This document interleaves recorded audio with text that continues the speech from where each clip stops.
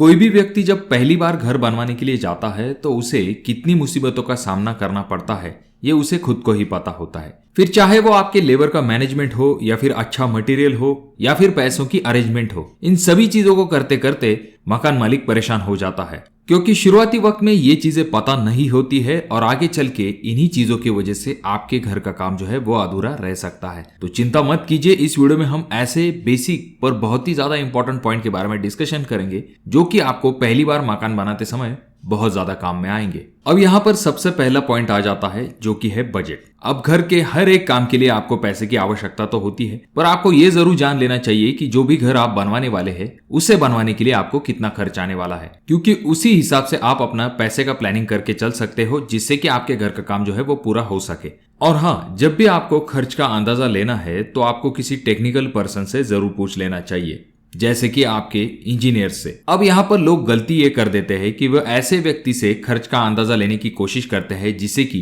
पूरे घर बनाने की कॉस्ट का आइडिया नहीं होता है, और इसी गलती के कारण घर बनवाने की लागत ज्यादा हो जाती है और उससे पहले ही आपके पैसे खत्म हो जाते हैं। ये सबसे बड़ा कारण है दोस्तों जिसकी वजह से लोगों के घर के काम अधूरे रह जाते हैं। अगला पॉइंट है ठेकेदार का चुनाव। जब भी हम किसी ठेकेदार को अपने घर का काम देते हैं तो हमारा पहला क्राइटेरिया होता है कि कम से कम दाम में जो ठेकेदार घर का काम करके देगा हम उसे घर का काम दे देते हैं। यहीं पर सबसे बड़ी गलती हो जाती है। जब भी आप किसी ठेकेदार को काम देने वाले हैं तो कम दाम वाले ठेकेदार को कभी भी काम मत दीजिए। आप ऐसे ठेकेदार को काम दीजिए जो कि मार्केट रेट से काम करे, क्योंकि चाहे आप कितने ही अच्छे क्वालिटी का मटेरियल क्यों ना ले आए, पर अगर आपका ठेकेदार सही से काम नहीं करेगा तो आपके घर का काम कभी भी अच्छा नहीं हो पाएगा। तो इसी वजह से जब भी आप ठेकेदार का चुनाव करें तो कुछ चीजों के तरफ खास करके ध्यान दीजिए। सबसे पहली चीज, उस ठेकेदार के काम की क्वालिटी अच्छी होनी चाहिए। इसके लिए आप उस ठेकेदार की जो साइट चल रही है वहां पर जाकर विजिट करके देख लीजिए कि काम की क्वालिटी कैसी है, और वहां पर अगर आप उस मकान मालिक के साथ बात करके देख लेंगे तो आपको बहुत सारी चीजों के बारे में पता चलेगा,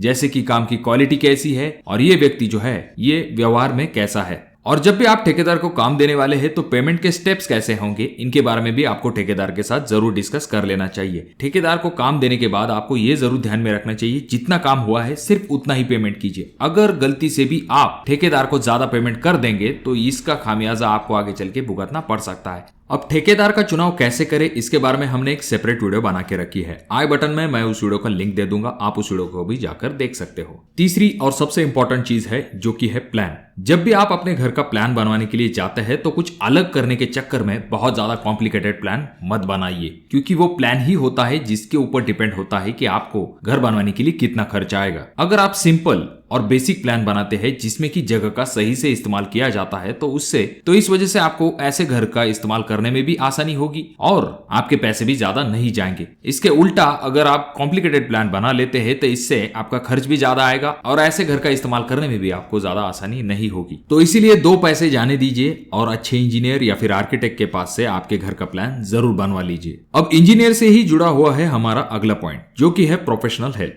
जैसा कि आपको पता होगा घर बनवाते समय बहुत सारी चीजों का आपको ध्यान रखना पड़ता है, जैसे कि आपका ब्रिक वर्क हुआ, प्लास्टर वर्क हुआ, आरसीसी हुआ और भी बहुत सारे फिनिशिंग आइटम होते हैं। अब इन चीजों के बारे में जो लोग पहली बार मकान बनाते हैं उन्हें तो पता नहीं होता है। यहाँ पर आपकी मदद करेंगे सिविल इंजीनियर, जो कि ये श्योर करेंगे कि आपके घर का काम जो है वो क्वालिटी के साथ हो रहा है। और एक सिविल इंजीनियर की वजह से आपके लाखों रुपए जो है वो बच सकते हैं, क्योंकि क्वालिटी के साथ काम कंप्लीट होगा तो आपका वेस्टेज कम जाता है और बहुत सारे ऐसे खर्चे होते हैं जिनके बारे में आपके सिविल इंजीनियर आपको आइडिया पहले ही दे देते हैं। अब अगली चीज है जिसके लिए आपको घर बनवाते समय हमेशा प्रिपेयर रहना चाहिए, वो है एक्स्ट्रा खर्च। घर का जब कंस्ट्रक्शन चलता है तो हमारे दिमाग में बहुत सारी आइडियाज आती है, यानी कि हम एक्स्ट्रा काम कराने के बारे में सोचते हैं। अब ये एक्स्ट्रा काम अगर आपको करवाना है तो आपको एक्स्ट्रा कॉस्ट तो लगेगा, और कुछ चीजें डिपेंड होती है साइट के कंडीशन पर भी, क्योंकि ऐसे खर्चे अचानक से सामने आ जाते हैं जिनके बारे में आपने पहले से ही सोचा नहीं होता है, या फिर कभी कभी मटेरियल के रेट अचानक से बढ़ जाते हैं। इन्हीं कारणों की वजह से आपको हमेशा आपके बजट से ज्यादा एक्स्ट्रा कॉस्ट के लिए भी पैसों का प्लानिंग करके रखना चाहिए। अगला पॉइंट है चेंजेस। जो कोई भी आपको चेंजेस करवाने हैं वो आप अगर प्लान के ऊपर करवाते हैं तो इससे आपका ज्यादा खर्च नहीं बढ़ेगा, पर जब आपका घर का काम शुरू हो जाएगा और आप बहुत सारे चेंजेस अपने घर में करवाने लगोगे, ऐसे वक्त में आपके घर का जो कंस्ट्रक्शन कॉस्ट है वो डेफिनेटली बढ़ सकता है। इसी वजह से बार बार चेंजेस करवाने की गलती बिल्कुल भी मत कीजिए। जो कोई भी चीजें आपको डिसाइड करनी है वो आप प्लान के ऊपर पहले ही डिसाइड करके रख लीजिए। जैसा कि आपको पता होगा घर बनवाने के लिए अच्छा खासा पैसा लग जाता है, पर हमेशा हम क्या करते हैं, जो बड़ी क्वांटिटी होते हैं वहां पर ध्यान देते हैं। अक्सर ही हम छोटी छोटी चीजों को नजरअंदाज कर देते हैं। वो छोटे छोटे खर्चे ही होते हैं जिनको अगर आप कंट्रोल कर पाओगे तो आगे चल के आप एक बड़ी अमाउंट को सेव कर पाओगे। तो दोस्तों, अगर आपको ये वीडियो अच्छा लगा हो तो इसे लाइक कर दीजिए। अगर आपके कोई सवाल है तो कमेंट बॉक्स में कमेंट जरूर कीजिए। चैनल पे अगर आप लोग नए आए हो दोस्तों तो क्या कर रहे हो, चैनल को जरूर सब्सक्राइब कर दीजिए और इन तीनों वीडियो में से कोई एक वीडियो आपके जरूर काम में आ सकता है।